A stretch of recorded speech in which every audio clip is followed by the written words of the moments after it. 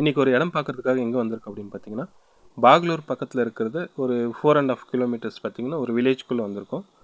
இந்த வில்லேஜில் பார்த்தீங்கன்னா உங்களுக்கு ஒரு 10 சென்ட் வந்து சேலுக்கு வந்திருக்கு. என்கிட்ட பார்த்தீங்கன்னா சில பேர் கேட்டிருந்தாங்க, ஒரு வில்லேஜ்குள்ளே இருந்தாலும் பிரச்சனை இல்லை, ஒரு 10 சென்ட் அந்த மாதிரி ஏதாவது சேலுக்கு வந்துச்சுன்னா எனக்கு இன்ஃபார்ம் பண்ண சொன்னாங்க. ஸோ அவங்களுக்காக இந்த வீடியோ பண்ணிகிட்ருக்கேன். இந்த ஃப்ளாட்டு பார்த்தீங்கன்னா டோட்டலாக வந்து ஒரு 10 சென்ட் வருது. ஸோ டோட்டலாக வந்து சேல் பண்ண போகிறாங்க. 2 சென்ட் 3 சென்ட் அந்த மாதிரி பிரித்து தர மாட்டாங்க.